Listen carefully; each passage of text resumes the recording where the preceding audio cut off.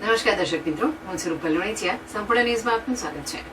પાલનપુર શહેરના ગણેશપુરા વિસ્તારમાં આવેલ બહુચર માતાના મંદિર સામે સિટી સર્વે કચેરી દ્વારા પોલીસ અને નગરપાલિકાની મદદથી 8 થી 9 પાકા દબાણો તોડી પાડવામાં આવ્યા હતા, જેથી બેઘર થયેલા લોકો દ્વારા બીજા દિવસે કલેક્ટર કચેરી ખાતે રજૂઆત કરી રહેવા માટેની વ્યવસ્થા કરવાની રજૂઆત કરવામાં આવી હતી.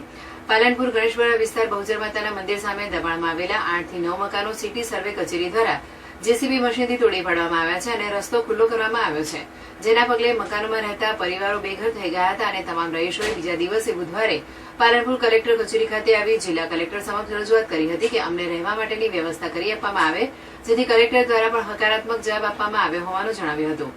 આ અંગે રહીશોએ જણાવ્યું હતું કે અમારા અહીં 8 થી 9 મકાનો હતા. અચાનક આવી નોટિસ આપ્યા વગર જ મકાનો તોડી દીધા છે, જેથી અમે બધા રસ્તા ઉપર આવી ગયા છે. અમારે ખાવા પીવાના કોઈ ઠેકાણા નથી, જેથી અમે કલેક્ટર જોડે આવી અમારી રહેવાની વ્યવસ્થા કરે તેની માંગ કરી છે અને 3 દિવસમાં અમારી માંગણી પૂરી કરે. 3 દિવસમાં અમને હકારાત્મક જવાબ મળે અને અમારા રહેઠાણની વ્યવસ્થા કરે, નહીતર અમે તમામ રહીશો કલેક્ટર કચેરીમાં આવી ભૂખ હડતાળ પર બેસી અથવા તંબુ તાણીને રહીશું. અમારા મકાનનો અમારે અહીંયા 8-9 મકાન હતા.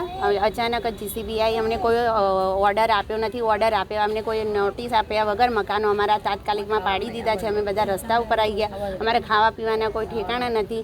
તો અમારી કોઈ બી સરકાર જોડે અમે કલેક્ટર સાહેબ જોડે આવ્યા છે, તો અમારી આશા પૂરી કરે. અમને સારો એવો સંતોષકારક સાહેબે જવાબ તો આપ્યો છે, પણ 3 દિવસમાં અમારી માંગણી પૂરી કરે અને 3 દિવસમાં અમને સારો જવાબ મળે કે અમને રહેઠાણ માટે ક્યાંય વ્યવસ્થા કરી આપે તો ઠીક, ન કે પછી અમે અહીંયા કલેક્ટર કચેરીમાં અહીંયા આવીને ભૂખ હડતાલ ઉપર બેસીએ કે તંબુ તાણીને અહીંયા અમે રહીશું.